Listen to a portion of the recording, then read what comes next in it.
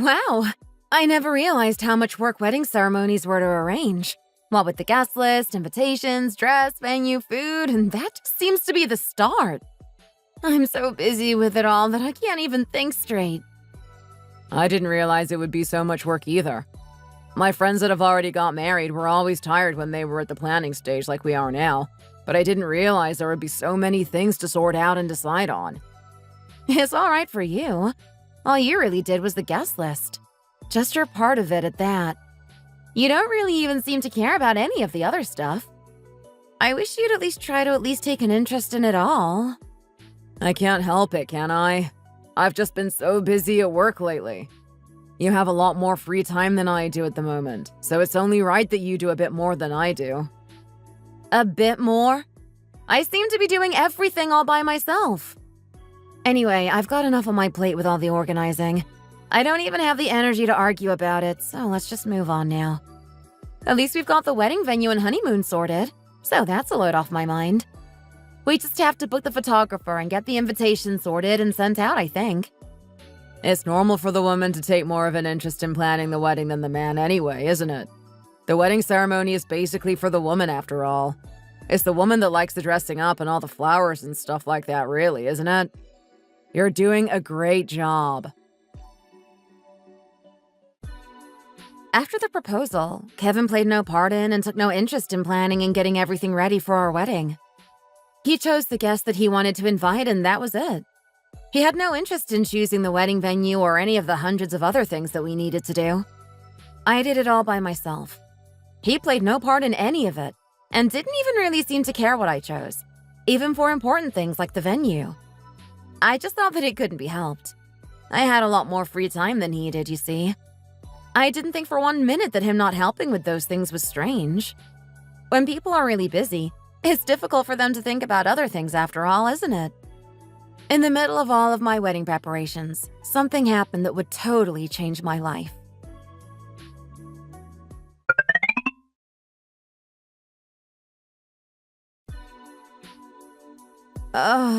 What's happened? Where am I? Hey, Bethany, are you okay? You have finally woken up then? What are you doing here? Where am I? Here at the hospital. Do you know how shocked I was when they called me? Hospital? Why am I in the hospital? Ah! Don't try to get up. Don't get upset. Just listen to me for a minute calmly, will you? You've been in a car accident. A car accident? Me? Don't you remember it at all? You were on your way to work and you were in a big accident. Someone drove into your car. I was so shocked. I really was. A few of your coworkers saw the accident happen and were really upset. Your manager saw on his way to work as well and called 911. They asked me to go with you as your guardian, so here I am. Thank you for coming with me. Seeing as both of my parents have passed away, I don't have a guardian as such. What are you thanking me for? Don't be silly. Of course I came with you. We're friends after all. Right, I'll just go and get the doctor admitted and tell him that you are awake.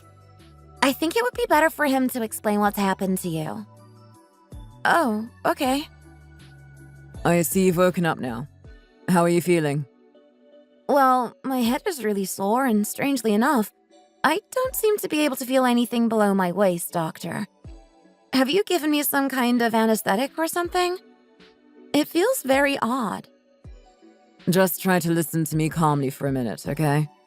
The car accident that you were in seems to have caused some damage to your spinal cord. Excuse me? What did you just say? You have damaged your spinal cord and have become paralyzed from the waist down. You won't be able to move your legs, and it will probably be unlikely that you will be able to walk again. You're lying, aren't you? This can't be true. I'm supposed to be getting married next month. How can it be possible for me not to be able to use my legs anymore? I was fine this morning. Something this bad can't just happen like this, surely. It just doesn't make sense. None of this makes any sense, doctor. Bethany? What are you talking about, doctor? Why can't I use my legs anymore? Just tell me, please. What's happened to me? What happened? cry, Bethany. It's okay. Everything's going to be okay.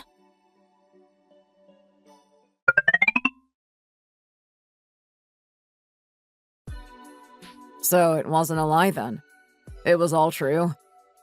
What's happened to your legs? Kevin, I'm really sorry. They say I won't be able to walk again. They really don't think that you'll be able to use your legs again? Can't they fix them with surgery or medicine or something? The doctor said that things will be difficult for me for quite a while. He said that my spinal cord got pressed on when my spine suddenly bent. Why on earth did this have to happen to you now? What about the wedding? We're supposed to be getting married next month, aren't we? I'm really sorry. Can't we postpone it or something? I won't even be able to wear a dress. Why are you going on about stupid things like dresses? Do you think that's the biggest problem that we have right now? Kevin? There's no need to postpone it. I'm going to just cancel it instead. What? Why are you going to do that? I'm not going to marry you anymore. That's why. Let's just cancel the whole thing. Kevin, what's got into you? I might not be able to use my legs anymore, but are you really going to cancel the wedding because of that? I'm still the same person that I was yesterday, after all. You know what you're saying, don't you? Of course I know what I'm saying. Why would I be saying it if I didn't? I don't want to spend the rest of my life looking after someone like you who can't even walk. How are you planning to go down the aisle anyway? In a wheelchair? Aren't you embarrassed in the slightest by that? If I can't walk, what choice would I have? There are lots of couples who do that anyway.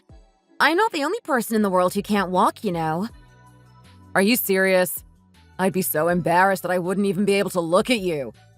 Your husband's waiting at the altar for you, and you're planning to go and meet him in a wheelchair? I'd hate that. Why would I want to advertise to everyone I know that my wife was in a wheelchair?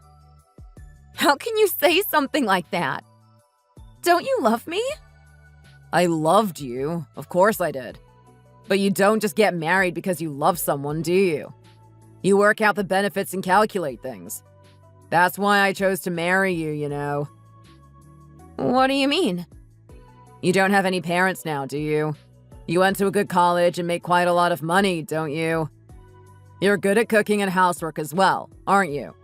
That's why I decided that you'd be a good person to marry, you see. Your parents have both passed away, so I wouldn't have to deal with them getting mad at me about this and that or wanting things from me. And we could easily live with my parents instead, couldn't we?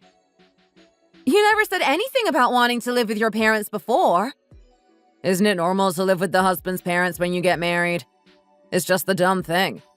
You don't have any parents now, so you could have looked after mine and been a good daughter-in-law to them instead. What are you getting mad about? I know I didn't actually say anything about it, but I thought it'd be a surprise. I didn't realize you'd get mad like this about it. You think that counts as a surprise, do you? Have you lost your mind? What's the problem? It doesn't matter anymore anyway, because I have no intention of marrying you now that you can't use your legs. I don't want to marry someone in a wheelchair who won't even be able to look after my parents for me. What would be the point? You'd just be a burden, wouldn't you? Who in their right mind would want to marry someone like you are now? Hey, you evil jerk! I'll cancel the wedding venue and everything. You don't need to do a thing. The reason for our breakup is with you, though, of course. By the time you get out of hospital and everything, it'll be too late. So I'll pay the cancellation fee and just cancel it all, I guess. That'll be the easiest thing to do, I think. If you were going to get yourself in an accident like that, you should have just done it before. This is absolutely the worst timing. Why did you have to do it right before our wedding? The cancellation fees are really expensive, you know. Oh, what a waste of money. Hey! You've really gone too far now. How could you say those things to me? And what did you say? The reason for our breakup is with me. You're the one who wants to cancel everything, not me. I don't see how any of this is my fault. How dare you treat me like this? The reason for calling off the engagement is because you can't use your legs anymore, though, isn't it? That means that it's your fault and your responsibility. Shall I pass on all the charges to you, then? How can you act like this and call yourself a person? How have haven't you even asked me how I am? You're supposed to love me. We were supposed to be getting married, but you don't care about me in the slightest, do you? It's obvious just by looking at you that you aren't okay, so what's the point in asking? There's no need for pleasantries when you are as close as we are now, is there? Anyway, now you can go your way and I'll go mine. Got it? Oh, I almost forgot. If you're going to go your way, you need to be able to walk, but you can't, so I don't know what's going to happen to you now. You can't go your way, can you? You can't go anywhere, in fact, unless you can find someone to push your wheelchair for you, I guess. You'll just have to stay right here in this bed for the rest of your life, won't you? You evil jerk. How can you tease me like that at a time like this? You don't need me anymore, so you're just going to dump me here like this, are you? Wow, you've taken this better than I expected. Don't be too sad, though. Do you know why? Someone must have a use for my broken trash. So don't worry too much. I'm sure someone else will come along someday.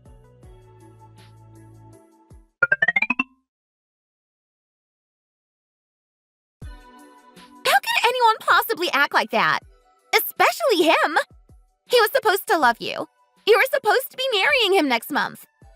I guess it's kind of lucky that you found out what he was really like before you married him, though. Imagine how he would have treated you if you actually did end up getting married. Did you just let him go after he'd said all of that to you? I'd have pulled all his hair out at least. I'd have made him regret saying those things to you. How could I do that? He was the man I was going to marry after all. Anyway, he was standing too far away for me to pull his hair out. Like he was looking at something disgusting. Stupid jerk. Kevins always seem to be jerks. I guess it's in the name. He's ended up causing a huge mess like this. If he didn't want to marry you anymore, he could have just broken it off nicely. He didn't have to go throwing insults around like he did. How could he speak to you like that? Especially on the day you had a huge accident like this. The accident alone is more than enough for you to deal with without him coming in here and making things 10 times worse. I guess there was nothing wrong in what he said, really. It's true that I won't be able to use my legs anymore. Hey, it's not your fault that you were involved in an accident like that, is it?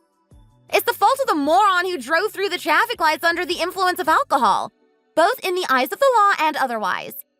None of this is your fault. Why are you talking like this? It was an accident, that's all.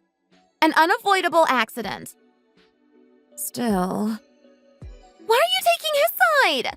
You're the one that's been left brokenhearted. He called off the engagement to you. So why are you listening and taking his side when he's the one that's wrong and you're the victim in all of this? He's acted so badly towards you. He didn't even ask how you are. Just called you names and said that he wouldn't marry someone like you. Just forget him. Don't think about him or those horrible things he said to you anymore. He thought you'd live with his parents without even discussing it first. He thought you could be a good daughter-in-law to them because you don't have parents of your own. He's such a moron. If I ever lay eyes on him again, he'd better watch out. I'll rip out his tongue so that he could never say anything like that ever again. I'd never felt so bad before in my life. The kind, loving boyfriend that I'd known, or thought I'd known for all those years and was planning to marry, had gone and been replaced by this cold-hearted, foul-mouthed person that I didn't know. The man that had never said no to me looked me straight in the eye and basically called me a cripple in this cold voice.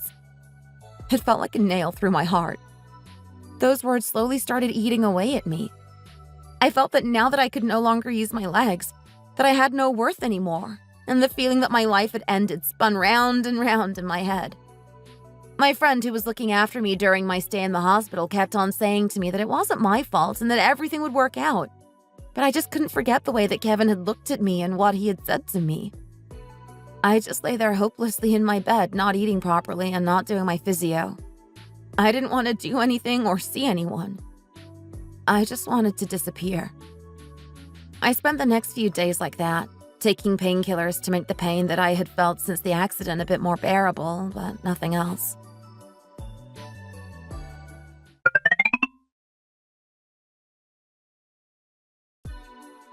Excuse me, is this Bethany's room? Yes, I'm Bethany. What do you want? Who are you, for that matter? Do you remember me at all? I'm John. I'm a friend. Well, was a friend of your jerk of an ex, Kevin. John? Yes, I remember you. I've met you a few times, haven't I? Thank you for remembering me. That's right. We've met a few times now. I'm sorry. I'm really not in a good frame of mind to have visitors at the moment. I'm sorry that you had to see me like this. It's fine. It was me who's just turned up unannounced like this. I probably should have called and asked if it was okay for me to come and visit, really. But I thought you wouldn't want to see me, and I have things I need to say to you, so I thought I'd take my chances and just show up. I remembered that you like sports drinks, so I've brought some with me. I'll put them here in the fridge for you. Thank you. You didn't have to do that. I'm sorry, but why have you come here to visit me? Oh, to be honest, I heard from Kevin that he'd broken off the engagement with you, and I just wanted to come and see if you were okay. That's all. Oh, so you've already heard the whole story, have you? Yes, that's right. He broke off the engagement. He broke it off a month before the wedding, nonetheless. It's funny, really, isn't it? No, it's not. He's such a jerk. None of this is your fault, Bethany. And Kevin, he's... What? What is he?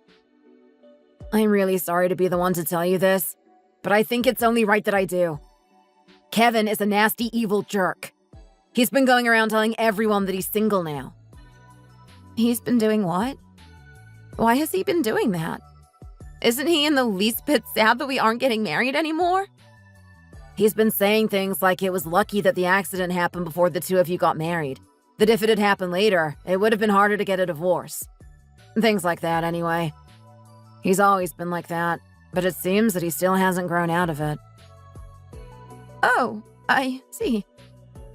To be honest, when me and some of his other friends found out that he was dating a nice, kind girl like you, we wondered whether we should tell you what he was really like, you know. We know him better than anyone. He only has a few friends, and the only reason that we've stayed friends with him is because we felt sorry for him. But after this incident, none of us want anything to do with him anymore. Some of his friends have even blocked his number on their phones, you know. Anyway, it seems like he's going out to different meetings and socials, telling his story like he is the hero in it or something. Why are you telling me all of this? I don't even think there was any reason for you to come here to the hospital to see me either, really. It's not like we're close or anything, is it? We felt bad that we didn't tell you what he was like before and tried to stop all of this from happening, but... But what? If you have something that you want to say to me, just say it.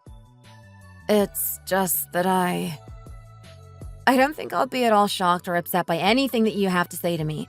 So don't worry too much about what I think or feel and just tell me straight. I'm already lying here after a car accident, and I've been dumped by my fiancé a month before my wedding. I don't think things can get much worse than they already are, you see. It's nothing like that. It's nothing bad. I don't want to cause you any more hurt or pain than you have already felt these last few days. You have had more than your fair share of that. I just wanted to say that I knew that you were a good person from the first time I set eyes on you. You are kind, honest, and hardworking. You could say that it was like love at first sight. Excuse me? What is it that you are trying to say to me? I know that Kevin is a horrible person, but he's still a friend, so I tried hard not to show you how I felt about you. Kevin seemed to have changed into somewhat of a decent person after he started meeting you as well, so we thought that we'd give him a chance. If I knew that he would hurt you like he has, I would have stopped him. Hang on a second, John. This is all a bit difficult for me to take in. So, you're saying that you've liked me all this time? If I say that I haven't, I'd be lying. I don't want you to feel awkward or to be a burden to you, though.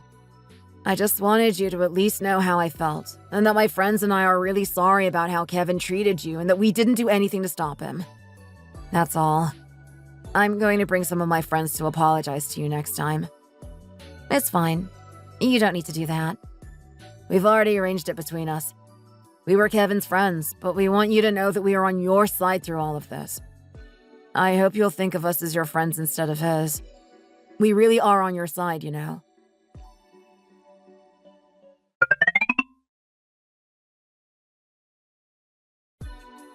Hello, Bethany. How are you feeling tonight? Just the same, doctor. The pain seems to have got a lot better, but I still can't feel my legs at all. I guess not doing my physio wouldn't have helped that at all. I have a recommendation that I would like to make to you, Bethany. Oh, really? What is it? An expert in spinal neurology is visiting our hospital from New York at the moment. His research is into helping people with lower body paralysis recover, and he would like you to be a part of that research. I think it would be very beneficial to your recovery if you were to participate. There is a high chance that you could regain at least some feeling in your legs as well. That would be fine by me. But why is it that he wants me to participate? I'm not the only patient in this hospital who's paralyzed like this after all, am I? There are lots of patients like me here. For a start, your case falls right into the conditions needed for his research, and he also happened to ask for you by name. The hospital director has also approved you for this research, if you agree to it, that is. Pardon? Why would he ask for me specifically? How would he even know my name?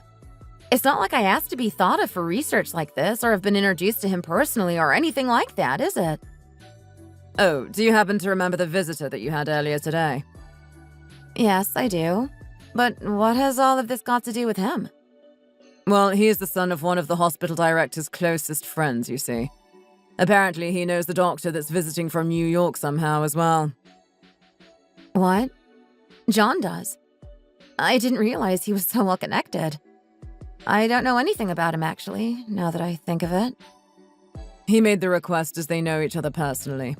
He apparently told the visiting doctor that you were a really good person, and that he would be grateful if he could help you with your recovery in any way that he could.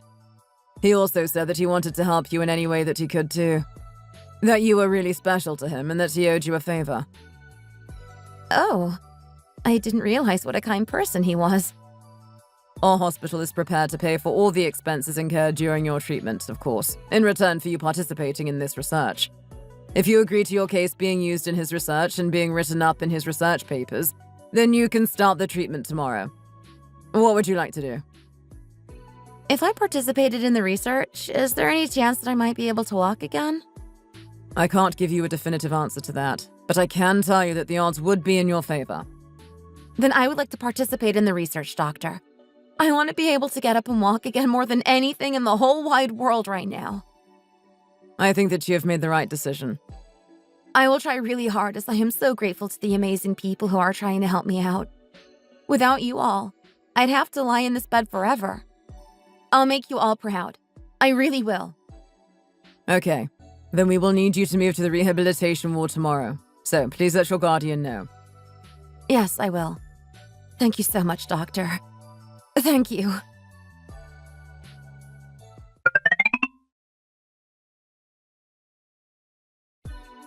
This is so great. We could see improvement as soon as you started the rehabilitation treatments, and just 4 years later, you are able to walk properly again. Congratulations. I'm so pleased for you.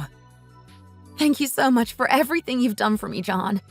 If it wasn't for you, I wouldn't have even wanted to live, let alone think about rehabilitation. The first time I went to visit you at the hospital, I was really shocked, you know. The look in your eyes was just telling me that you didn't want to live anymore, you see. I guess that was true then. Do you think that I thought even for one moment that the person that I loved and was planning to marry could say or do those things to me?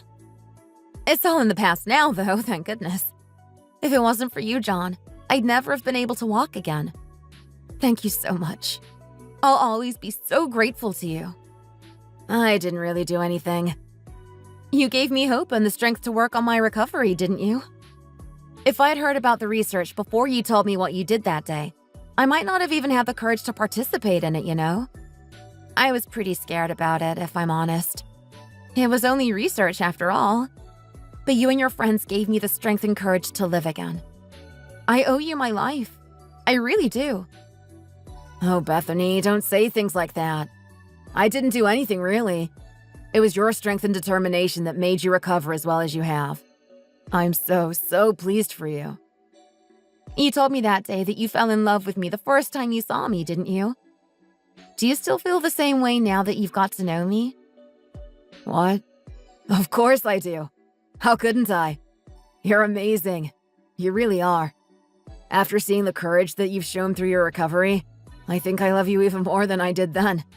You showed me the things that I love about you by never giving up, even through your grueling treatments and physio. Your courage and hard-working attitude. How could I give up on those feelings for you when you keep acting like that? Well, then if that's the case, this time, I'll pluck up the courage to propose to you, John. I know I still have a long way to go in my recovery and that I still find walking quite difficult. But would you like to spend the rest of your life with me? What? Are you serious? I know that I also have my friends, your friends, and all the doctors that helped me out to thank as well, but there's no one who has helped me more than you. I really love you for staying here right by my side through all of this. I can't say that it was love at first sight for me like it was for you, but I have grown to love you more and more the longer we spend together. That sounds great to me. Thank you so much, Bethany. I'll be such a good husband to you. I'll treat you like a princess. You won't have to lift a finger. I'll do everything. I don't have to do anything. That means I won't have to do my rehabilitation either. Oh, except that, of course. I'll do everything, except that. I was joking.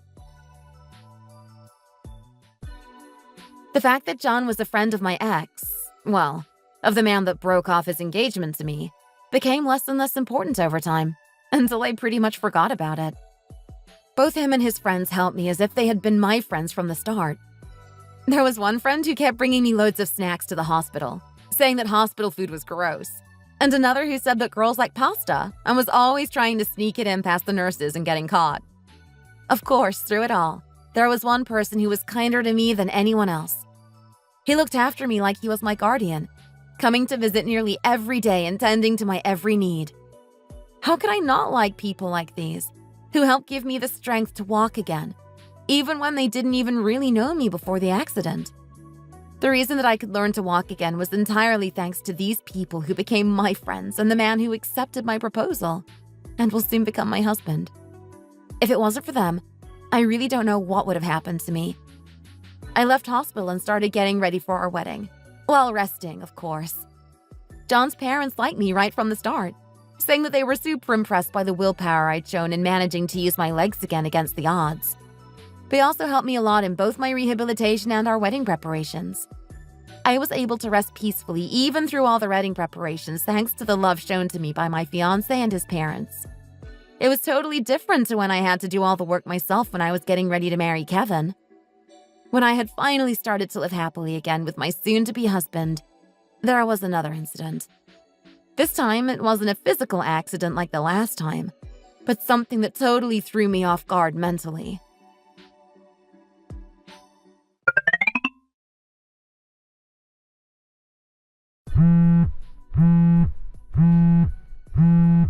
Oh, I wonder who that is.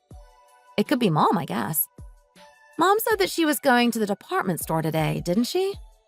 I don't know that number. Hello? Bethany, darling. What? This isn't John's number. Who's calling me darling? Hello, who is it? It's me, Kevin. Pardon? What? Kevin? You remember me, don't you? You must. We were planning to get married. It's only been 5 years. You couldn't have forgotten me in that time, right? Why are you suddenly calling me like this? You haven't called once in 5 whole years. Well, there was a reason for that, wasn't there? We didn't exactly break up on good terms now, did we? How could I have the nerve to call you after just dumping you so cruelly as I did?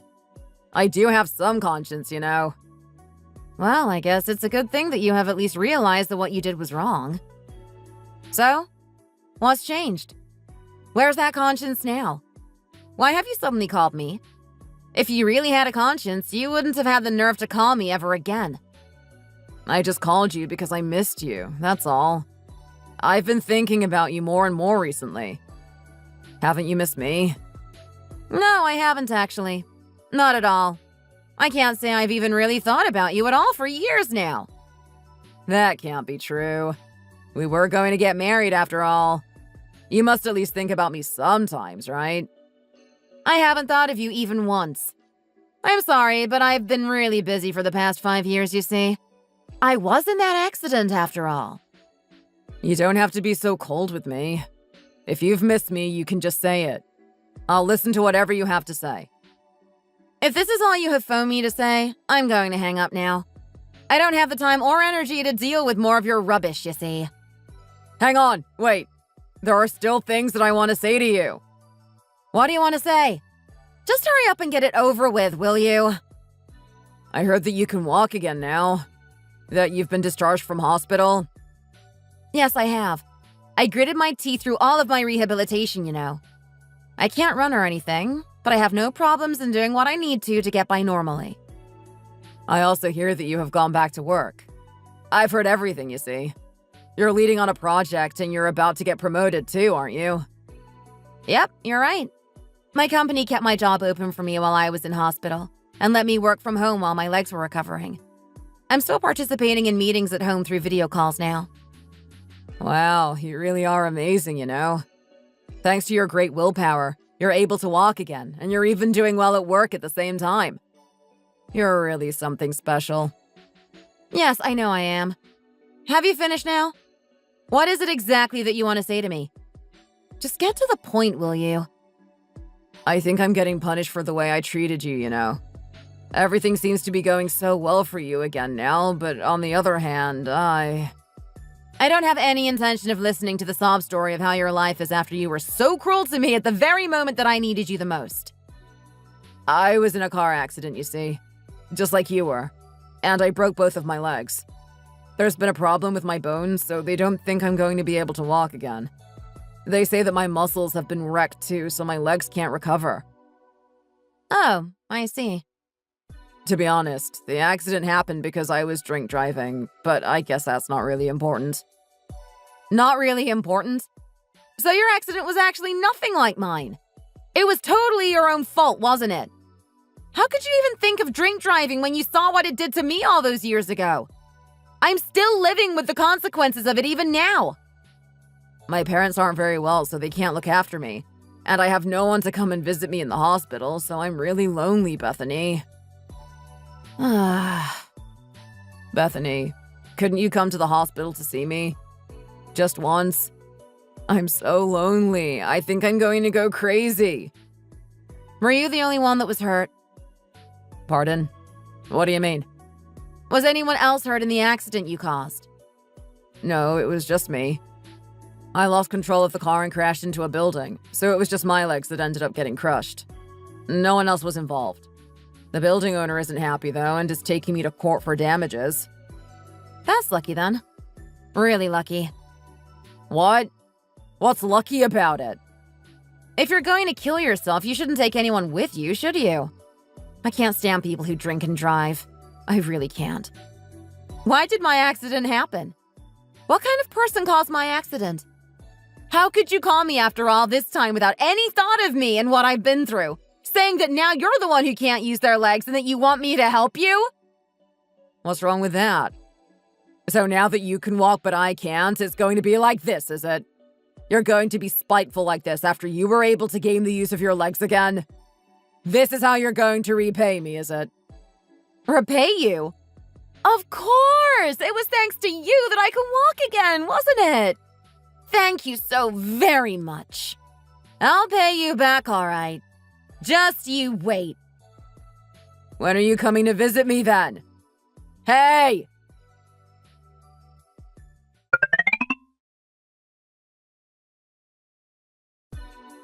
Oh, really? Kevin called you just out of the blue like that, did he? Yeah, he did. He was really annoying, if I'm honest. He was whining that he didn't have any visitors and told me which hospital he was in and even which ward. I ended up hanging up on him because I really didn't want to hear any more. He doesn't have any friends anymore, though, does he? How could he have known all that was going on with me when he's not friends with any of you anymore? I guess he saw your news on one of the other guys' Insta and called you. We all met up a while ago for your promotion party, didn't we? One of the guys uploaded a picture of all of us, saying that your rehabilitation was finally over and only happy days remained or something like that.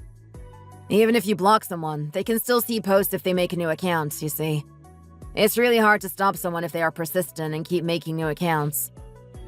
If that's how he found out, I guess there's nothing that I can do about it. He didn't seem to know about the two of us being together, though. I guess that's because he has no friends to let him know things like that.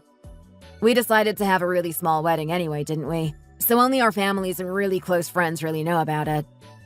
My friends are really looking forward to the after party, though. I don't think anyone has uploaded anything about our actual wedding. That is lucky. He made me so mad, you know? When I was in that accident and couldn't use my legs, he just got rid of me like I was a piece of trash. How does he have the nerve to call me like that when he has been in an accident so can't use his? Oh, did he phone you because of the accident he was in just before? Yes, the one where he was drink driving? Yeah, apparently he rammed right into someone's building. I've heard that he's going to have to pay the owner a lot of compensation for that as well, you know. If you're found to be drink driving, any damage is 100% your fault. He told his company that he needed leave because he was in hospital and they basically fired him. So he doesn't have any money coming in from anywhere either. As he's getting into more and more debt, the girls that he was seeing have all ran away as well. Girls? In the midst of all that? He really is something, isn't he? Just block his number. You don't need to worry about him. No, not yet. Shall we go and tease him? Just once. What? Tease him? It just so happens that Mom went to the department store today and bought me this and that. Let's go and annoy him by teasing him. I need to get my own back on him somehow for how he treated me, don't I?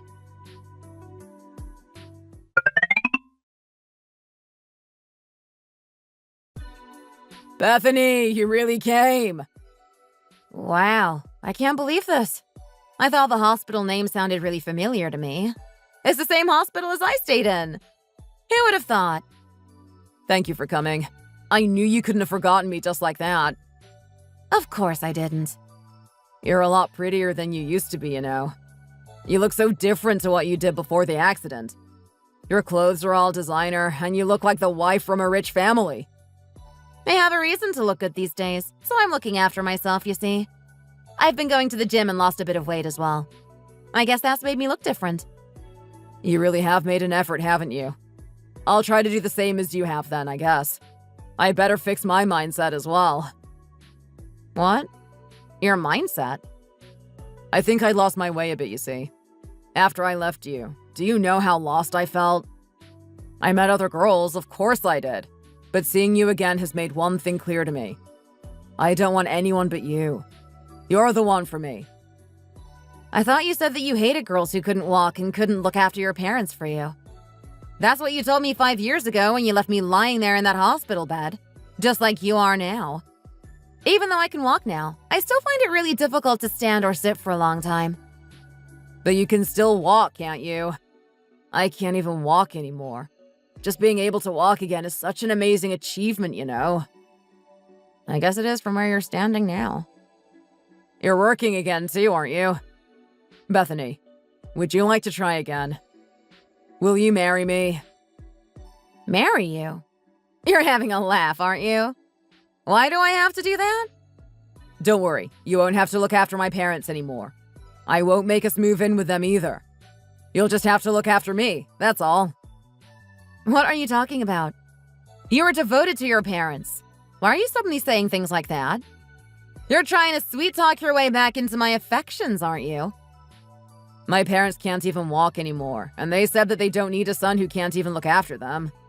I got into a bit of debt because of the accident and had to quit my job too. And after what happened with you, all my friends ditched me as well. I've been so lonely, you know. You are definitely the one for me. Won't you come back to me? Please? Come back to you? You're being ridiculous. You're the one who left, not me. I've come back now, though, haven't I? You just have to choose me, that's all. Let's get married at the venue you chose before. If you come back to me, I'm sure my friends won't be far behind either. They'll come to our wedding as well. We can walk the Virgin Road together. You can push my wheelchair and we can walk down the aisle together. Don't you think that that would be amazing? Didn't you say before that me going down the aisle in a wheelchair would be so embarrassing that you wouldn't be able to look at me? How is it suddenly amazing now that you're the one who can't walk? Marry me, Bethany. Why would I marry you? Open your eyes! I'm really sorry, but I am already engaged to marry someone else, you see. What? I'm getting married in a week's time. We've already sent out all the invitations to our friends. Oh, I mean, I've sent out the invitations to your former friends. Didn't any of them tell you? Don't lie. It's only been 5 years since we broke up. What do you mean you're getting married? You spent those 5 years recovering from your accident too, didn't you? You didn't even get out of hospital that long ago. How could you possibly be getting married already? What do you mean? Can't I meet anyone while I'm recovering? After we broke up, I met a really good, caring man, and we decided to get married. Look, here's the engagement ring. What? That's a cubic, isn't it? Your ring is absolutely full of them. Actually, they're diamonds. I went to choose it especially with my fiancé. He got me the small one because he thought that if I wore a big one while I was in rehabilitation, it might get in the way. He promised me one with a bigger stone for the wedding ring. Even bigger than the one you're wearing now? Yep. And you know the clothes I'm wearing today? My fiancé's mom bought them all for me. Her son is everything to her, you see. So she said that she wants to treat me like a daughter and give me everything that she'd give a real daughter. She's giving me so many presents these days. Clothes, bags, jewelry, you name it. I bet all that will change when you actually get married, though. I bet she'll want you to pay back what she spent on all those presents then. What happens if she's just buttering you up so that you'll say that she can move in with you? You said you hated the idea of living with someone else's parents, didn't you?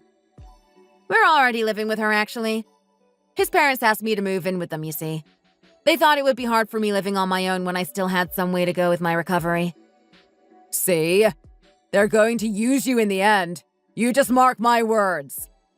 Nah, there's no chance of that. They already have a housekeeper who does the housework and the cooking, so there's no need for me to do it, you see. They live in a barrier-free house as well, so it's very easy for me to get around and live there in general.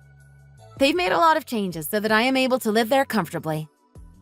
Even so, everything will be different when you are actually married. Everyone always changes then. Why don't you just marry me instead? I have no intention of living with or even seeing my parents anymore, you see. I told you, I don't want to. Do you think that living with your parents is the problem? The problem is that I hate you. What? You haven't forgotten me all this time, have you? That's why you came today. No, actually it isn't. I came here today to annoy you and pay you back for how you treated me after my accident. That's why. I have no feelings for you whatsoever. I came here in the pretty clothes that my rich in-laws bought me with my expensive ring to show you what you were missing. To rub your nose in the fact that I'm doing so much better now than when I was with you. I've met someone who isn't going to make me lift a finger, and I'm going to marry him and live happily with him. Are you dreaming or something? There's no such man. Pull yourself together, Bethany. I'm the best and only man for you. I'm the best man that you could possibly meet. Oh, that's what you were thinking when you met me, was it? That's why you changed so quickly, I guess. None of that matters to me anymore, though. You keep living like you are, without the use of your legs. You've been sacked from your job. You have a huge pile of debt. I don't know if you will be able to find a girl that will want to marry you at all like that. How do you know all of that? I guess if you look hard enough, there must be at least one girl who want you. If you are really, really lucky, you might even find her. Hey! I'm going to go now. My fiancé said that he's going to come and pick me up, you see. He drives a Rolls Royce, you know. He can't stay at the hospital entrance for too long in that because he'll attract too much attention, so I'd better get a move on. Wow!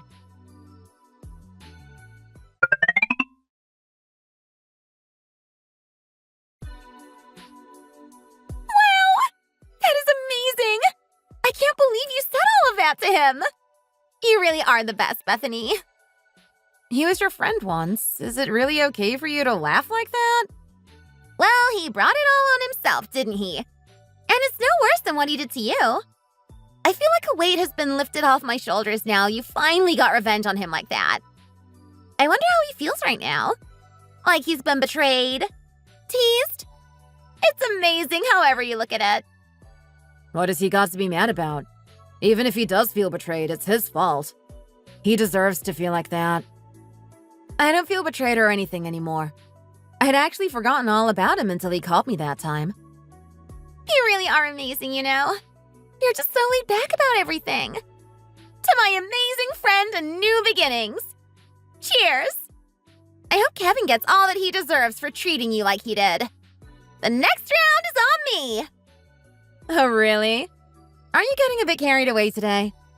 You aren't going to get in trouble with your husband, are you? So what if I do? If you're worried that much about me getting into trouble with my husband, you can get the next round instead. So it's me that's buying the next round in the end then, is it? You really are something, you. Do you really think I'd let you pay for that as well? I'm not going to spend all of your new husband's money the day before your wedding now, am I? Let's have another drink. As it's such a happy occasion, we all have to drink together, okay? Everyone, lift your glasses then. Cheers! Cheers!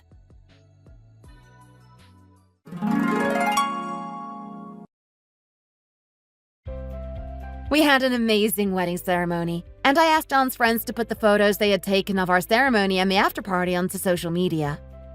The friends who knew my story happily fulfilled my request. They uploaded a lot of photos from the day, mostly centered around those of me looking beautiful in my wedding dress. I guess Kevin was regularly looking at his friends' socials without them knowing, because I got a message from him on the very evening of our wedding. "How could you do this to me? You're baiting me on purpose! You've both betrayed me!" He also sent some other messages after that, but I blocked him without reading any more of them. If he makes a new account and tries to contact me again, I'm planning to block that as well. I feel like I've paid him back enough now, and would rather just not have to deal with him anymore, you see. I do still think about him sometimes, even now, though. Rather than thinking about him as such, I wonder what my life would be like now if I hadn't been in that car accident and had married Kevin like I'd planned. Would I have wasted my youth looking after his parents as he had said I would have, and then looking after him as well after his accident? Whenever I think about that, I feel really lucky to be living the life that I am living now. I think this is the happiest I could be. In the end, the accident seems to have changed my life for the better. Even if you are unhappy at the moment, try not to worry about it too much. In time, it will fade away, and you'll live the happy life that you've always dreamed of. You never know what's around the corner after all.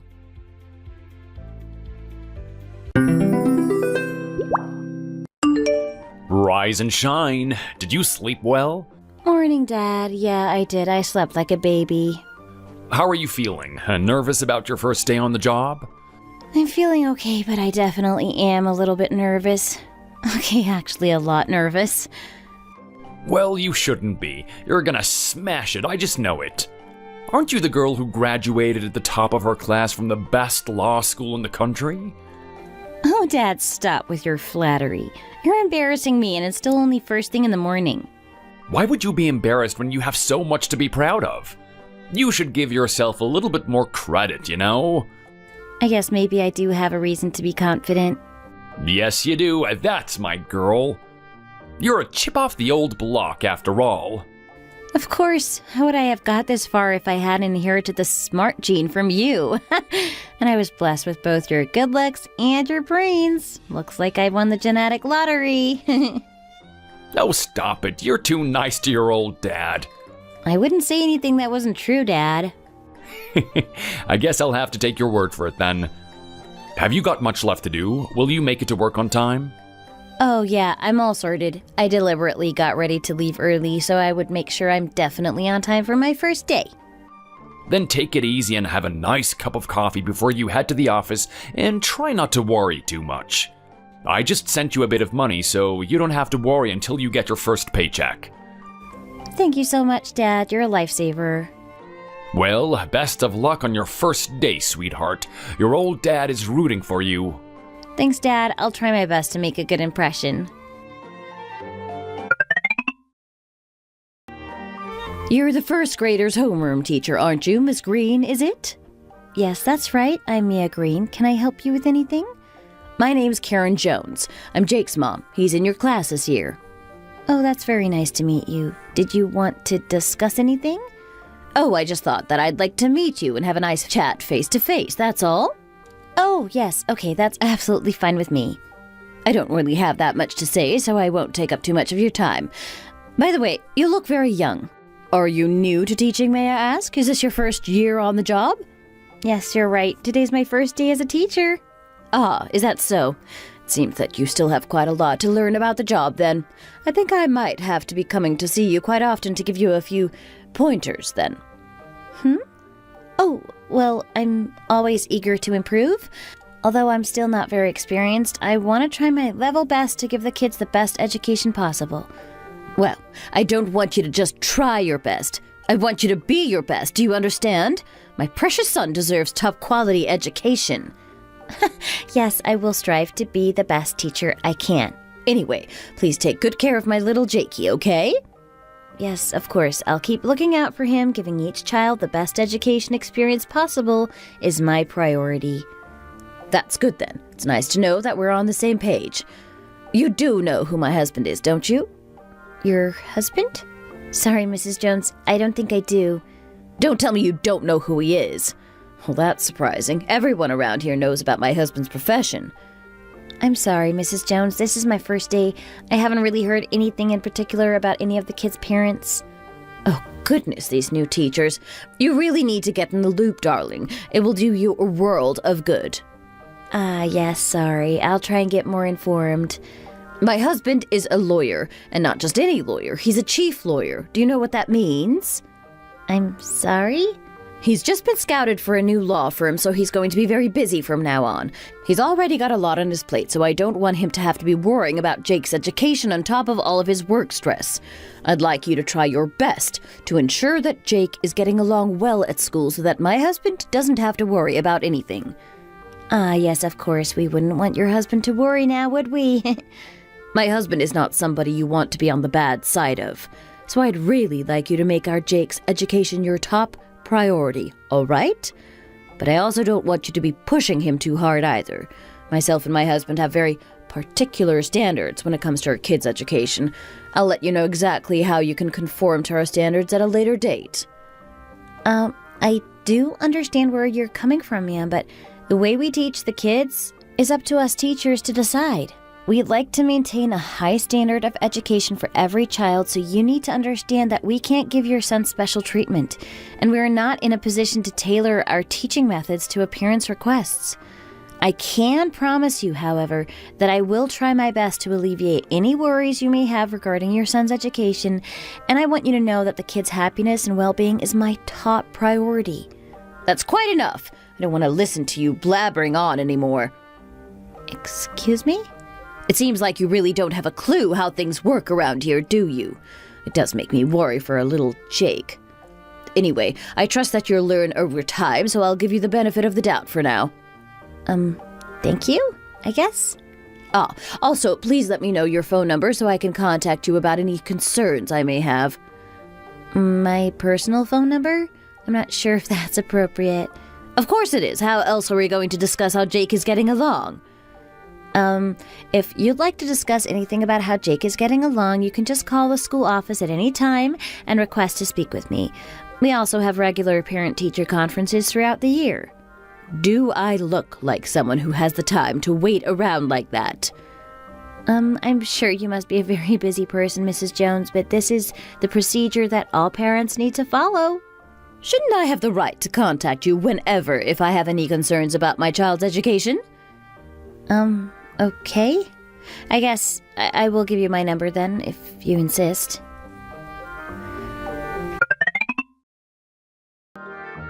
Vice Principal Smith? I'm Mia Green, the new first-grade homeroom teacher. I heard that you wanted to see me? Oh, yes, Miss Green. Please do sit down. Would you like a cup of tea? I'm sure you're sick of coffee after drinking it all day in the teacher's lounge. Oh, yes, thank you. I'd love some tea. How's everything going? It's tough when you're first starting out, isn't it? Oh, no, not at all. It's a dream, just like I hoped it would be. The kids are all lovely and adorable, and I'm enjoying every minute of teaching them. It's all still very exciting for me, you see. I trained so long to become a teacher that I still can't believe I finally made it. And I also feel like I've learned so much from the kids already. Still, it must have been very nerve-wracking at first, right? Well, I would be lying if I said I wasn't nervous, but the happiness I get from doing the job overrides that. The first graders are a lot of hard work, though, aren't they? You must be very tired out. They're so cute that it makes up for any trouble they may cause me. Have you memorized all their names and faces already? I know there are a lot of kids in the class, but we'd like it if you can get familiar with them as soon as possible. I know that the kids get very upset when the teachers can't remember their names, so it's best to make it a priority. Oh, there's no need to worry about that. I've got them all memorized already. The parents might be making some suggestions as well, so I thought it was best to warn you about that in advance. The parents get even more upset than the children if you don't remember their names. Parents will be making suggestions? Like what? No, you know, just general suggestions about how they think the children should be getting looked after at school, or what the best way to teach them is. And there is actually one student in your class that we are particularly concerned about, so that's why I called you in here today. A student that you're particularly concerned about? In my class? Are you sure? There hasn't been anyone who stands out as being particularly behind the rest of the class. They're all well-behaved kids and great listeners as well. It's less of a problem with the student himself.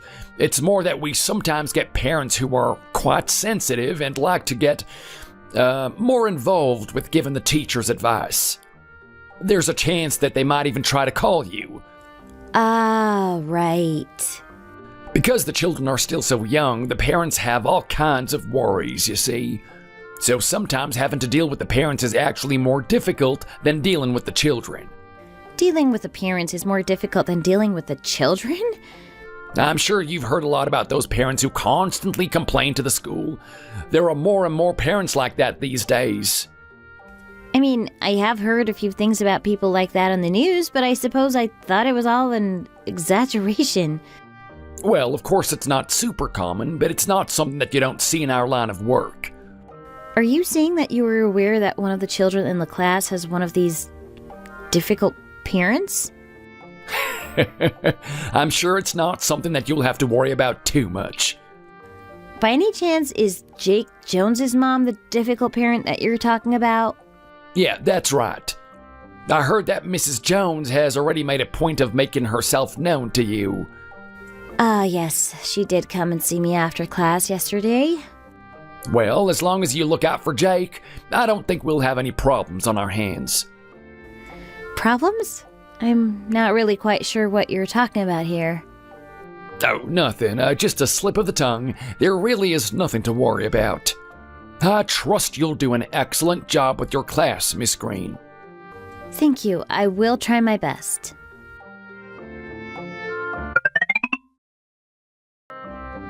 Hello, Miss Green. How are you today? Oh, hello, Mrs. Jones. I'm fine, thank you. I hope you're well. My time is precious, so I'll just cut to the chase, shall I? Because you're a new teacher, I thought I'd wait a few days and see how you were doing, but I thought it was now an appropriate time to give you a call and give you a few pointers. I see that there's a lot of things you still really don't know about, and I thought I should take it upon myself to keep you informed. Keep me informed? About what exactly? Jake loves to talk in class, and he enjoys answering the teacher's questions, but I'm sure you at least managed to figure that out already. Even if you are a new teacher, I should hope that you would have familiarized yourself with the likes and dislikes of the children in your class to at least some extent. Okay, I think I know what you want to say here, Mrs. Jones. Jake is always actively participating in class. There's nothing you need to worry about there.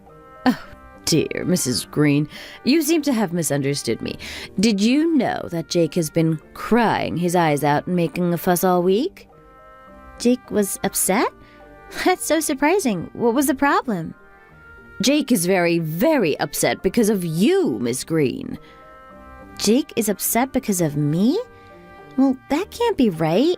I'm not quite sure what you're trying to say here, Mrs. Jones. I've been making sure to keep an eye on Jake during class, and I'm quite confident that I couldn't possibly have done anything to upset him. Would you be so kind as to enlighten me on what you think I may have done? Oh, goodness, these newly qualified teachers really are clueless. You're all so far too young for such a responsibility. I really would prefer if you tell me directly if you have a problem with me instead of beating around the bush. Oh, my, Miss Green. So you act like this to the parents as well as to the children, do you? Excuse me? What are you trying to say? I'm saying that you get aggressive and push people if they hesitate and can't give a clear answer immediately.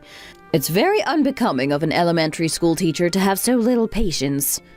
Oh, is this, by any chance, about what I said to Jake when he volunteered to answer my question in class a couple days ago? Yes, that's exactly what this is about. I'm glad you finally hit the nail on the head.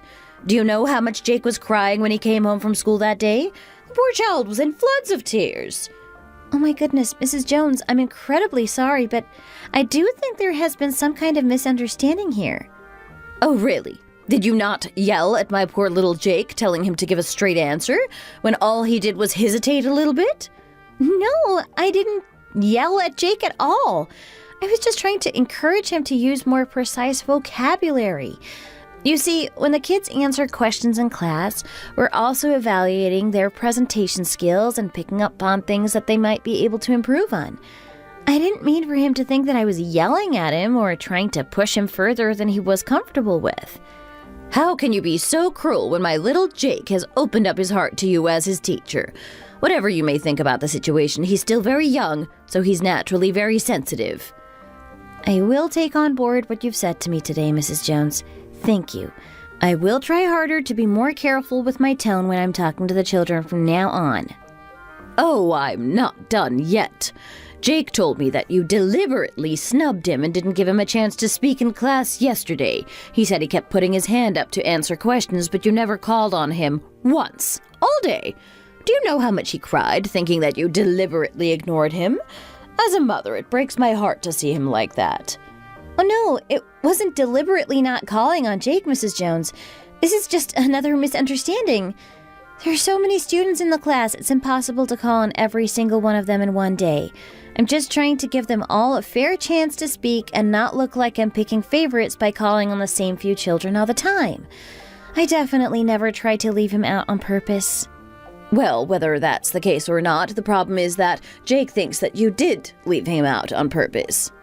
Does he really think that? He thinks that because he couldn't answer your questions clearly during class, you decided that he wasn't good enough to call on. Mrs. Jones, are you sure that Jake really said that to you? He's only in the first grade, and that doesn't really seem like a worry that a first grader would have. Miss Green, you needing to meticulously fact-check everything is part of the problem. And showing a blatant distrust towards a parent isn't filling me with confidence about your capabilities either. I think that the fact that you're insinuating that I might lie about something that my own child said to me is actually quite shocking. If you act like this toward me, I can only imagine how you are with the poor children. I really didn't mean to offend you at any point, Mrs. Jones, but if you have taken offense by anything I may have said, I assure you that I will be more careful with my words from now on. Well, anyway, please do take Jake's feelings more into consideration from now on, okay? Please do think about his poor, hard-working father as well. He has a very clear idea about how he wants Jake to be educated, and if you're not willing to go along with that, I think we're going to have a problem here. Oh, Jake's father has a plan? Yes, of course he would. We would like for Jake's elementary education to focus on learning how to present confidently and how to take the initiative. So I really would like for you to encourage Jake to speak more in class. I would also prefer for you not to push him too hard and not make him feel intimidated again. Jake's father is very particular about education, you see. Of course, Mrs. Jones, I understand. I already told you who Jake's father is, so I'm sure you should know what kind of standard we're expecting from you. So I think you'll understand when I tell you that you need to take better care with your work. Excuse me? This is why it's so difficult dealing with newly qualified teachers. Jake's father is a very formidable person, you know. He's a self-made man who built himself up from nothing. His skills and education to his work are second to none. He works at the country's biggest law firm. Well, I suppose I don't even need to say the name. Everyone has heard of them. No matter how ignorant you may be about certain things, surely you should know about them. Yes, of course, I am aware of them. Very few people are not these days. Well, Jake's father is the chief lawyer there. So now I'm sure you're fully aware of how it would be in your best interests to prioritize educating Jake to his father's standards. Yes, you did say he was a lawyer? Not just a lawyer, the chief lawyer. Yes. Yes, I'm sorry. I won't make that mistake again. Miss Green, have you still not learned anything from this exchange? Oh, yes, I've learned a lot. Thank you so very much for teaching me, Mrs. Jones. I'll make sure to take on board everything you told me today and mend my ways. I should hope you will, Miss Green. I'm being very understanding of you because I know you're a newly qualified teacher who still has a lot to learn. But please, do take more care from now on, okay? I'm counting on you to make sure everything is okay with Jake, and that you make sure to teach him according to our family standards. Yes, of course, Mrs. Jones. I'll take better care from now on.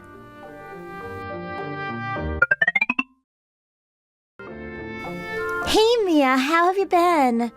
Oh, hi, Becky. How are you? It's been ages. I think this is the first time we've spoken since the start of the school year. Oh, yeah, I think so. Things are so busy at the start of the semester. You could say that again. I've been rushed off my feet as well. How are things at your school? Is everything going okay? Oh, it's probably going about the same as it is for you. I don't think schools can be that different from each other. Is there no gossip to share? Gossip? Why would there be gossip at school? Are there no parents you find really annoying? Dish the dirt on them. Oh, the parents. Well, I don't know if it's exactly gossip-worthy, but there is one parent who is really exasperating to deal with. Ooh, really? Already? Tell me about it. Well, she keeps calling me to complain about this and that. She calls me on my personal phone every weekend. Every weekend? What sort of things is she saying to you? She basically gives me feedback about my teaching that week. She'll say things like, oh, so-and-so said you said such and such to my son, but I don't think you should have done that, and from now on I'd like you to do differently. Ugh. She keeps saying that she and her husband have very particular ideas about their son's education and that I should teach according to their standards. Oh, my goodness. Well, I think that definitely counts as some juicy gossip. I'd hardly say so. She's just a nuisance at the end of the day. Even so, it is making me a little tired of having to constantly deal with her. Her calling me at the weekend makes me feel like I'm never away from work. And you're just going to put up with her ruining your weekends like that? Well, to be honest, the vice principal took me to one side and warned me about her in advance, and basically said that it was for the best to just put up with her and try my best to go along with what she said. So I thought it was better to just grin and bear it instead of making a fuss about her. Seriously? Wow, she must be a real problem for the school for the vice principal to have gone out of her way to warn you about her. That makes me think that his mom has a reputation already, and that this isn't the first time she's been harassing a teacher like this. Do you really think so? Yeah, maybe she caused such a fuss at her child's previous school that he had to transfer him to a new place or something like that. Oh, no, I don't think that's the case. Her kid is only in the first grade. Oh, you're teaching first graders? Then maybe the kid in your class isn't the first one that's been through your school. Maybe he has older siblings and their mom has made herself known as a nuisance to their homeroom teachers as well. Oh, yeah, you're right. That could be it. Well, that's just about it for me. How about you? Do you have anything interesting to report? The parents have been giving me a hard time as well. Any gossip-worthy incidents with the parents? So many that it would take all week to tell you about them. I'm having a really hard time, if I'm honest. And it's not just the parents who are the problem. I really can't get along with some of the kids either. Really? Why? Have the kids been causing problems for you? I am teaching fourth graders, you see, and that's when the kids start to reach a kind of transitional period. Oh, that must be hard. When they get to fourth grade, they start to get a bit of an attitude. Most of them are not cute in the slightest anymore. These days, kids grow up so fast, and a lot of them are actually quite big now. That's right. It really does seem that kids develop faster now than they used to. There's this one boy. He's hit puberty pretty early, and he's already really tall, and he's quite hard to deal with. He can also be a little violent sometimes, and it can be hard for me to handle all by myself. You have a kid who's violent? I can't believe it. What sort of things does he do? Yeah, he likes to pull the girls' hair and push them over, and those are just some of the more minor incidents. But if I try and tell him off, he thinks that he can act up against me as well. He's always distracted during class, and he can never stay still for more than 5 minutes. He has problems with focusing and definitely has attention deficit, but his parents won't listen to a word I say about it. Oh, so you've already told his parents about the situation? Yeah, and I'm not the only one who has. Every teacher he's had previously has been continuously complaining about him, but it falls on deaf ears because his mom doesn't want to hear it. She says that I don't know anything because I'm a newly qualified teacher and makes a huge fuss every time I try bring it up. Oh gosh, that sounds absolutely awful. I'm so sorry that you have to go through that, Becky. It gets worse. Do you know what she said to me yesterday? She said not to restrict her child's freedom in the classroom. Then she said not to push him too hard. She said not to push him too hard? That's funny. The annoying mom that I just mentioned said that to me as well. Oh, really? That is strange. Yeah, what an odd coincidence. She said that her husband wanted to focus on developing their child's presentation skills and helping him to take the initiative. She said it was all according to some sort of educational plan they had devised. Wait, seriously? The mom I just mentioned said exactly the same thing to me. Really? You too? Yeah. Maybe these are some kind of new phrases that are getting popular among parents. Like some kind of weird new buzzwords. That would be funny, wouldn't it? Anyway, let's carry on doing our best regardless of problem-causing parents. Yes, let's. I believe in us.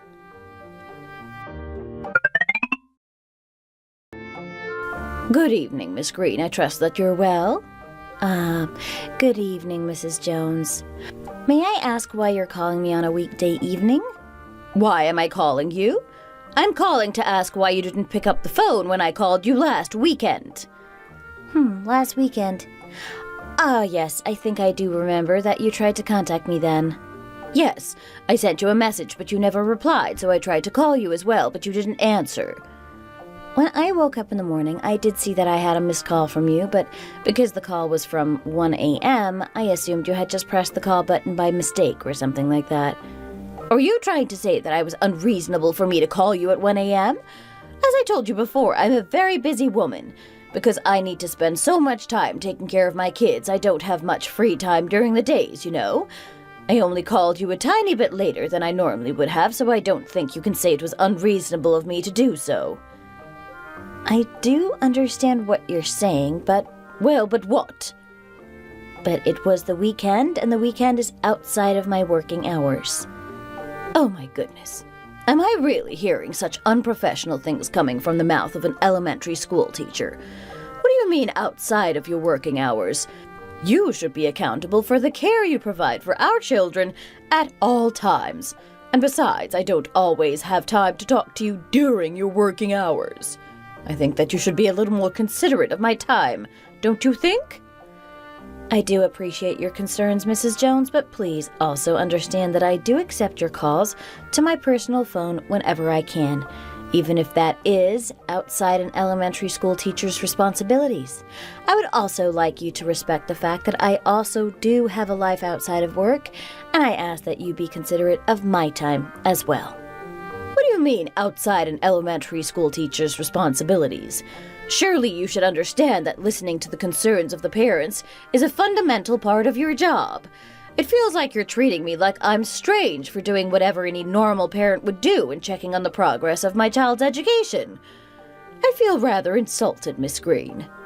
I am not trying to insinuate that you're in any way strange. I just want to reiterate what I said before. When I'm not at school, I am not working. Please call or come and visit me during my actual working hours to discuss any concerns you may have about Jake. Where is your sense of duty? I find your lackluster attitude rather alarming. Miss Green, I don't think it's right for an elementary school teacher to switch off as soon as they leave the school premises. After all, the parents are concerned for their children 24/7, so I feel as if you should be as well. The way you're talking makes it sound like you only think of our children as a way to make money and you don't actually care about their well-being at all. This doesn't make me feel confident about trusting you with my precious Jakey at all. I do think it's rather unfair to say I have no sense of duty, when I do feel very strongly about giving the children the best education experience possible. Well, it certainly doesn't feel like it to me after listening to you say such shocking things. And to see that you haven't been treating my son in the way I requested also deeply saddens me. What do you mean by that, Mrs. Jones? I told you to stop excluding Jake and refusing to call on him in class. But it seems as if you continue to ignore the poor child. He was crying his eyes out and making a fuss again. What are you going to do about this? Mrs. Jones, as I told you before, my classes do not exist solely for Jake's benefit. As a teacher, I have to make sure that each child is getting a fair opportunity to speak in class. Miss Green, I don't think you understand. I told you not to diverge from the carefully thought-out educational plan that my husband and I have for Jake. My husband is very angry right now because of you, you know. Would you dare to say the same things you just said to me to him? Of course I would. I would say exactly the same things I just said to you. I don't really understand why you think I would act any differently if I was speaking to your husband. Speaking confidently in class and presentation skills are not the only things the children need to learn. And as I have already told you many times before, I must give all the children in the class a fair chance to contribute. You really don't listen at all, do you? I don't care what your personal opinion is on the matter. Mrs. Jones, with all due respect, the person responsible for your son's class is me, not you. I am the teacher in this situation, and I believe that what I think is best for the class should at least be respected by the parents. The insolent things that come out of the mouths of these newly qualified teachers. Mrs. Jones, your son Jake is a bright and intelligent little boy. He is a great little listener, and his grades are always among the best in the class. I really think that you should stop worrying so much and place a little bit more trust in me as his teacher.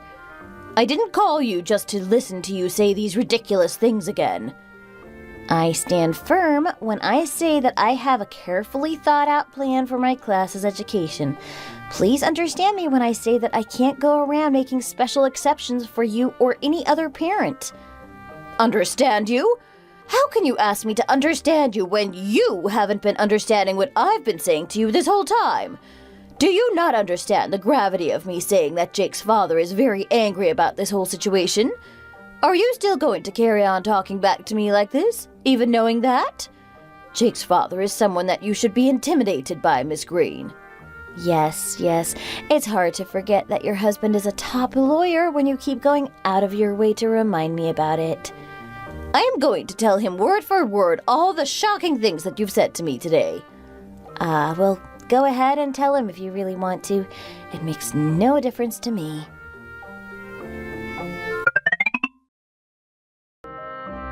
Are you feeling okay, Mia? You're not looking so great this morning. Oh gosh, is it that obvious? I was trying my best to put on a brave face and everything. How could I not notice when you barely touched your breakfast? Did something happen to make you upset? Oh no, Dad, don't worry. I'm just a little tired, that's all. I've been staying up late making lesson plans recently. Whose fault is it that you're this tired? Is someone giving you a hard time at work? Should I have a word with them? Oh no, Dad, there's no need to say things like that. I'm not a kid anymore and I can stand up for myself, but thank you. I'm not joking, you know? If anyone's giving my daughter a hard time, they'll have to answer to me too.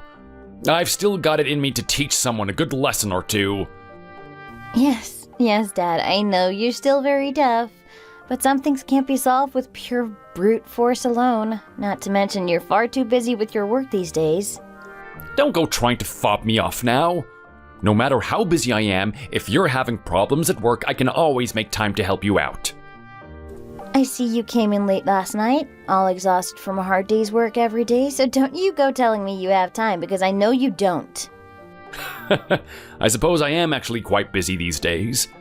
We've been preoccupied with scouting new talents recently, and that takes a lot of time and energy.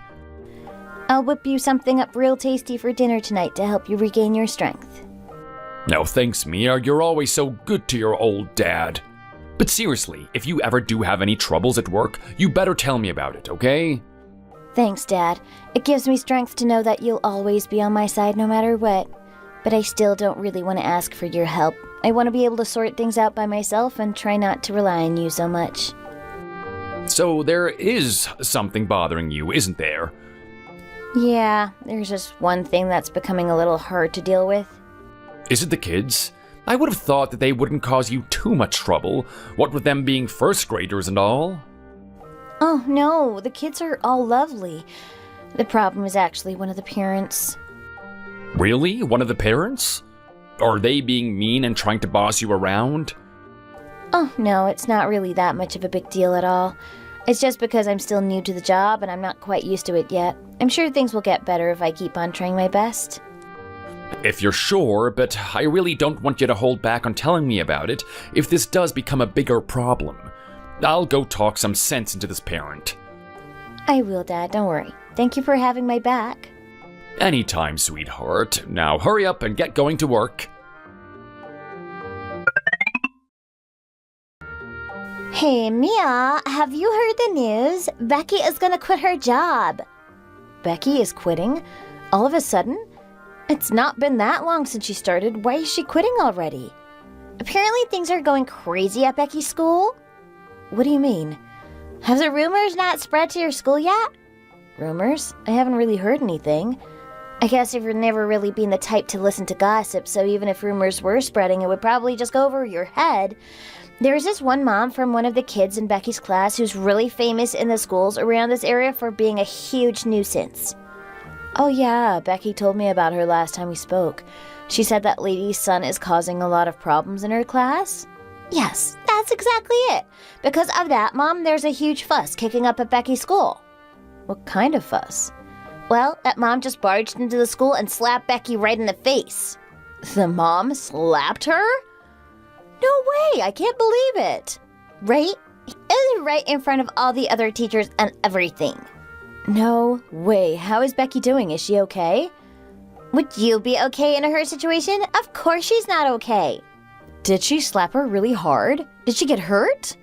More than the pain of the actual physical slap, I think she's way more upset about the way the school dealt with it. Well, how did they deal with it? They told her to just keep her mouth shut and get over it. No consequences for that crazy mom at all. They said that what happened was ultimately her fault for not taking proper care managing that lady's son. What on earth? How could they say something like that? Becky didn't do anything wrong. The problem here is the mom who thinks it's okay to go around slapping teachers. As I said before, that mom is infamous in this area for causing problems at her children's schools. Apparently, she's really particular about the way her children should be educated. She keeps going around bragging that her husband is some kind of famous lawyer. She said that her husband is a famous lawyer? Yeah, she keeps emphasizing that he works for one of the biggest law firms in the country or something along those lines. And why should the fact that her husband is a lawyer be that important? No idea. I guess she thinks she can use it as some kind of intimidation factor and an excuse to cause a fuss and get away with it. I heard that the schools will even replace her children's homeroom teacher if she doesn't like them. Apparently it's happened 3 times already. They go as far as to replace the teachers? And the schools just go along with that? Well, if they don't put up with it, she threatens to drag the school's name through the mud. And it seems to be generally believed that she does actually have enough influence to get a school blacklisted. And instead of making a big deal out of it, they'd rather just quickly and quietly deal with the matter. And if the teachers in question are newly qualified, they see them as pretty dispensable and have no qualms with getting rid of them. That is so ridiculously unfair.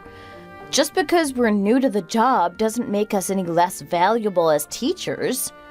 It is unfair, but I've been hearing that this kind of thing is more common than you'd think. I heard that one time she put a recording device in her kid's bag so she could try and catch out a homeroom teacher that she didn't like. That story was spreading only last year. Did you really not hear anything about it at all? Nope, nothing at all. As you pointed out, I do always seem to miss the gossip. This is the first I'm hearing of it. She was able to get away with that too because the school was so worried about her husband's influence. It doesn't make any sense, though. It really isn't right at all. May not be right, but these things do happen. By the way, Yeah? there's a kid in my class whose dad is apparently an important lawyer as well. Don't you teach the first grade? Yeah, I do. Is being a lawyer really that impressive? I never really thought of it that way. Wait, now I'm thinking, maybe the kid in your class could be her younger son.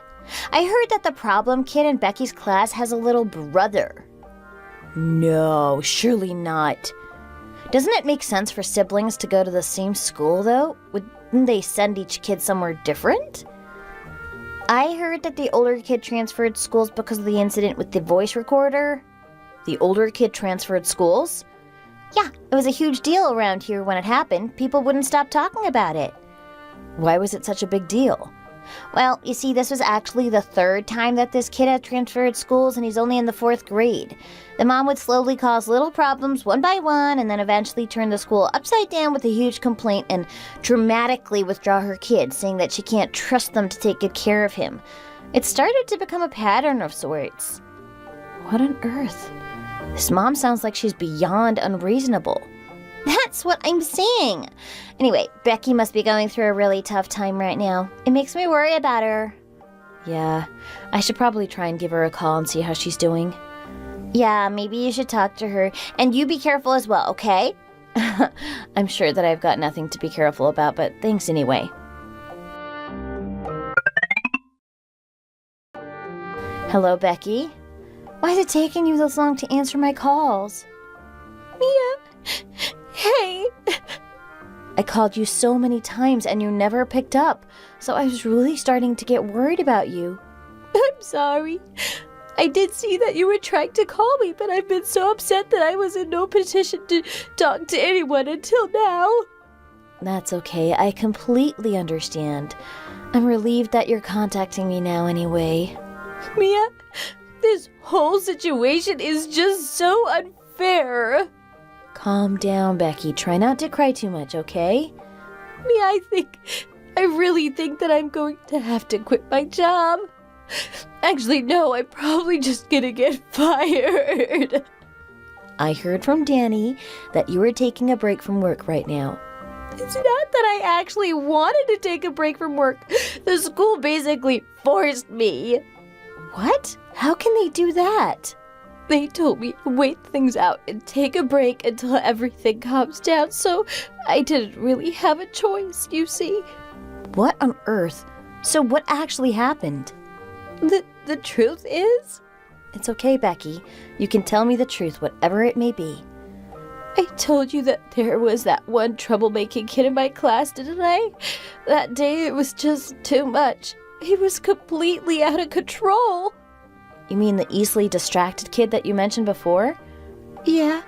Him not listening to me or running around the classroom are not even problems anymore because they're things he does all the time. How can things like that not be a problem?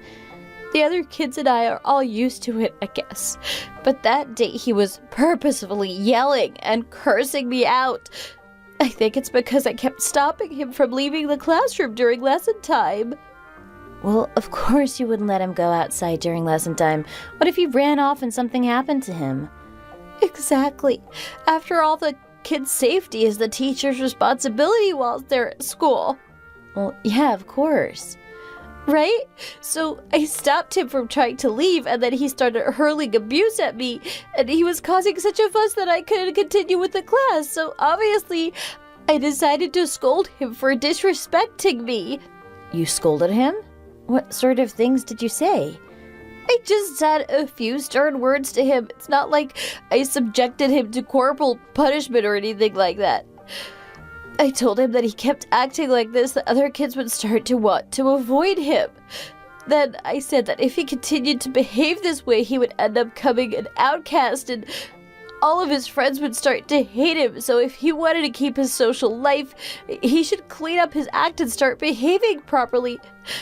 That's about all I said, I think. So, That shouldn't be that much of a big deal. The kid needed to be told off. Well, after that, all hell broke loose. After thinking I had avoided causing further trouble, I ended up getting a call from his mom that night, and then the next day she came to the teacher's lounge and slapped me around the face, right there in front of all the other teachers. I did hear that something awful had happened to you, but I wasn't sure what was true and what had been blown out of proportion. So you heard about it already. I guess rumors spread fast around here. But I don't think you've done anything wrong at all.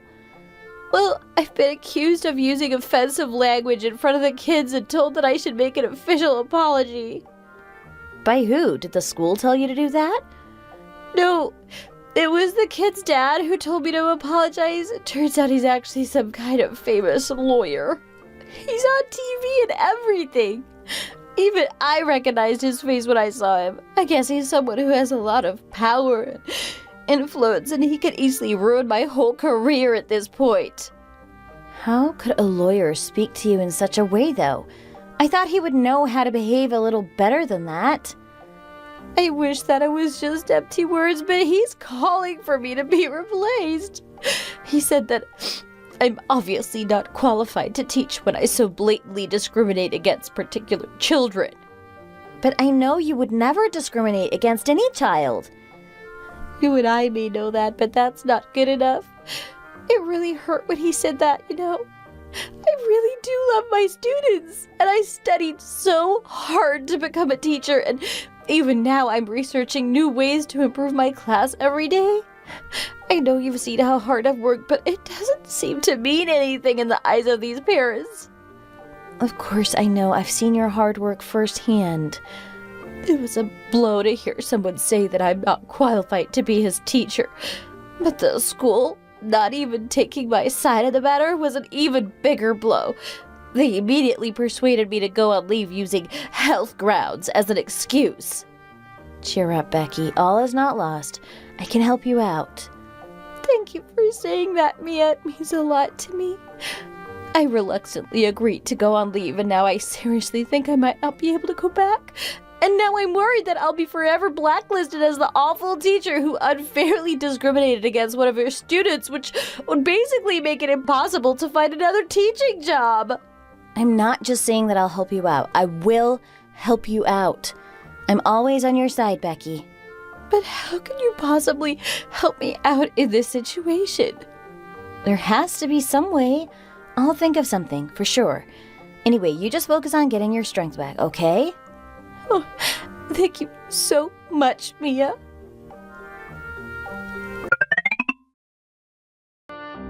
How could you do this, Miss Green? Oh, good evening, Mrs. Jones. Good evening? Is that all you can say to me right now? What have you come to see me about, may I ask? Why didn't you say anything about my Jake getting into a fight at school? Jake getting into a fight? Oh, I think that hardly qualifies as a fight. It was just a little disagreement between the kids. A little disagreement? How do you know that's all it was? I don't think it's very appropriate for a teacher to be dismissing an incident like this so casually. Mrs. Jones, please just calm down a second.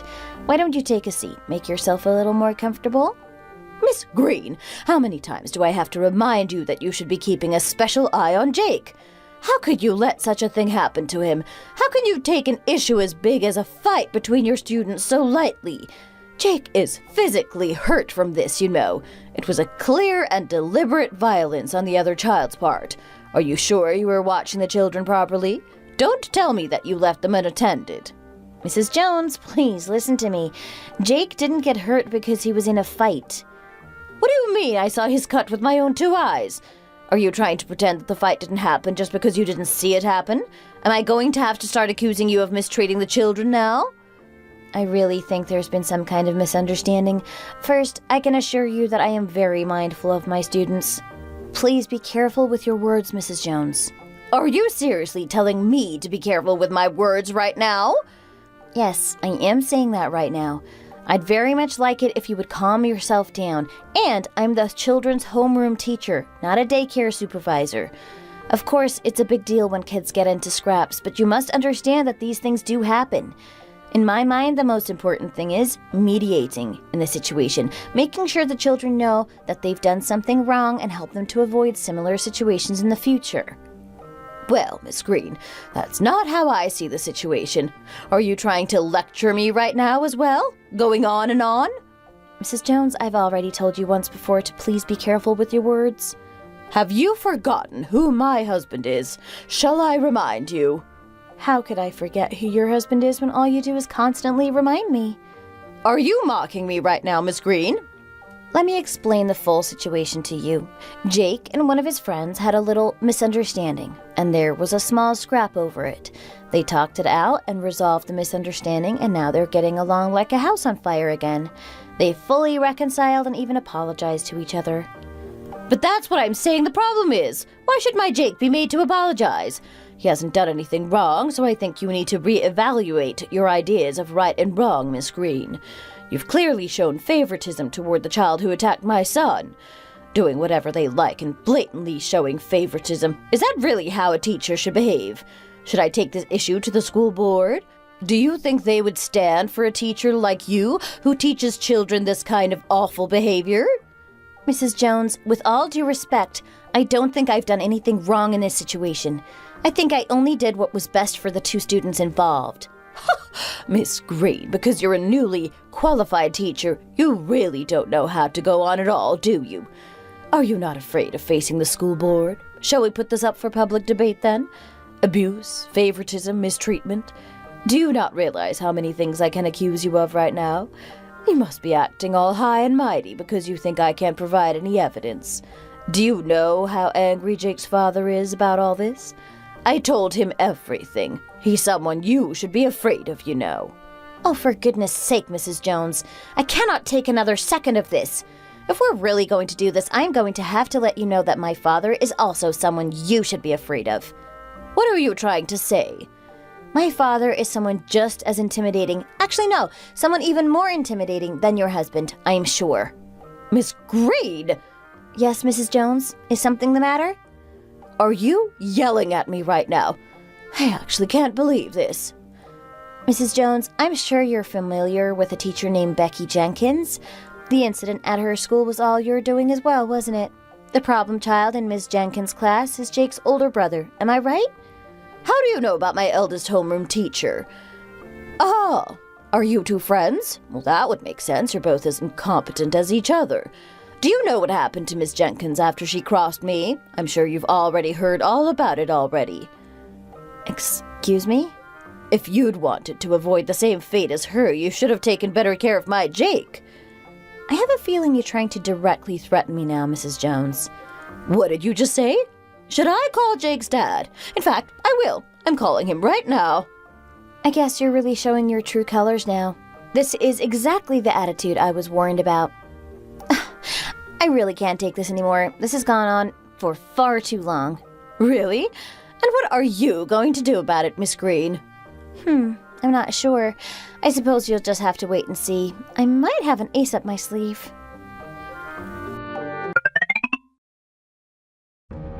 Hello, Miss Green. Oh my goodness, hello there, Mrs. Jones. I would like to apologize to you, Miss Green. Oh, you're here to apologize. You're actually coming to see me much sooner than I expected. Miss Green, please, don't be angry with me. I will apologize 1,000,000 times over if I have to. I am so sorry. And what are you saying sorry? I'm not angry at all. Are you sure you're not angry?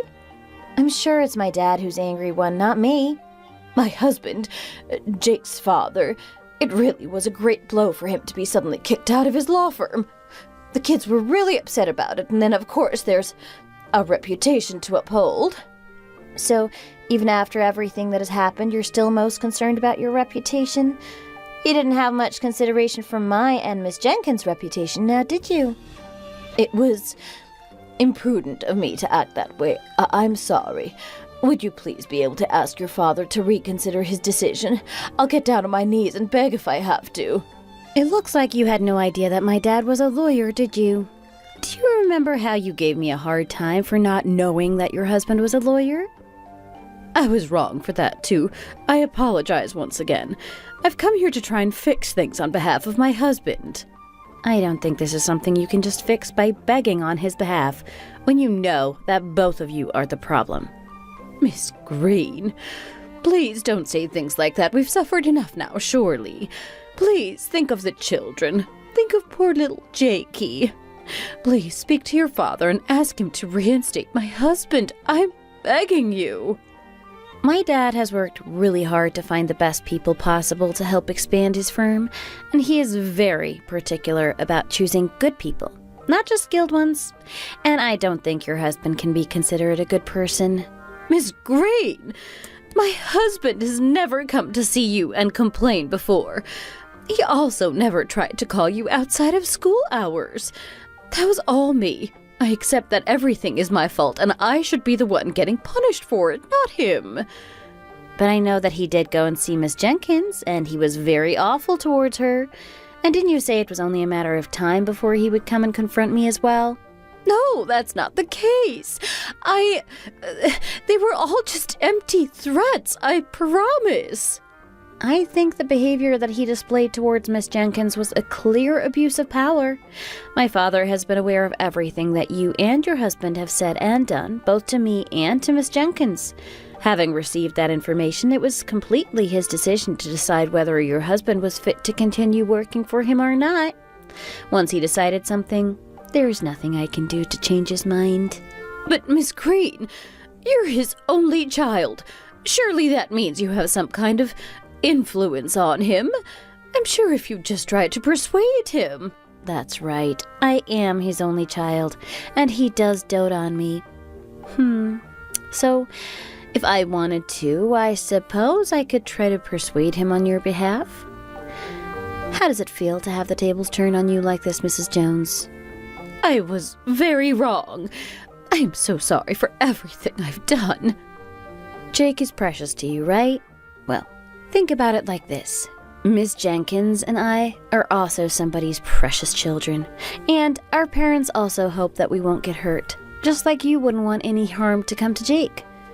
Please, can you just speak to your father about this, Miss Green? Rumors are already spreading like wildfire, and at this rate it's going to be very hard for my husband to find a job at another law firm. Even if you don't want to talk to your father again, could you at least try and do something to stop the rumors from spreading? I don't know. As I said, my dad is someone you should be afraid of. Miss Green, please!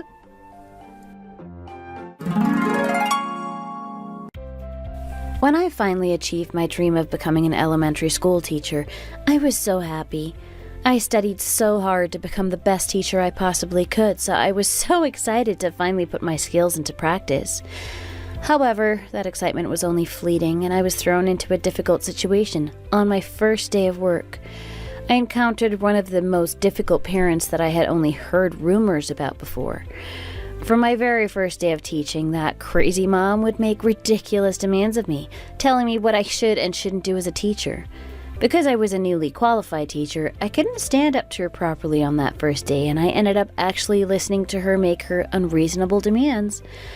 The longer I let it go on, the more outrageous her demands would be. She kept threatening me with her famous lawyer husband's status and threatened to get me fired if I didn't teach her child according to her standards. And her threats just got more severe from then on out. And then she came to see me at work, blowing a tiny disagreement between her child and a classmate completely out of proportion.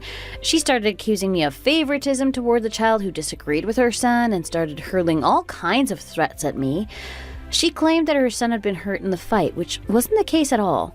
He'd actually just caught himself on the edge of a textbook and got a tiny little graze, but she wouldn't give me a chance to explain that to her. When she realized that things weren't going her way and I wasn't going to give in to her demands, she threatened to escalate her complaints to the school board. She started to think that her husband, being an important lawyer, made her invincible and would use his influence as a weapon to make her threats seem more severe. I reached the point where I could no longer put up with this interfering mom and her demands, and I couldn't just stand by and do nothing anymore. I thought, an eye for an eye, a tooth for a tooth, and plotted to turn the tables against her. If she was willing to abuse her husband's power, then I would beat her at her own game. My father is actually a very esteemed lawyer who is quite well known and is the owner of a prestigious law firm. He had been busy bringing in new hires to expand his law firm, and it just so happened that amongst these new recruits was the troublemaking mom's husband. So of course I told my father everything that had happened, and because he dotes on me, he was absolutely furious. Naturally, he fired the troublemaking's mom's husband, and because rumors spread fast in the law industry, and reputation is everything, it looks as if his future as a lawyer is not so bright. I don't feel sorry for them at all, though, and I think it was right for people who went around abusing their power to be on the receiving end for once. Thankfully, all the misunderstandings between my friend Becky and the school she worked at were cleared up, and she was able to return to work without any issues. Nobody has tried to carelessly place the blame on me or Becky, and the true source of the problems finally got their comeuppance. We are not teachers who abuse their students. On the contrary, we are teachers who work tirelessly every day to give our students the best learning environment possible. I think this incident has given us strength to overcome whatever challenges may be thrown at us in the future. It's also made me believe that karma is real, and what goes around really does come back around. We will continue to earnestly work hard to be the best teachers possible, and we will continue to show love and support for all of our students, fairly, without showing any kind of favoritism. This is the story of how I became victim to a parent thinking she could abuse her husband's power, and then how I got my revenge on her. Thank you for listening to my story. Don't forget to like and subscribe.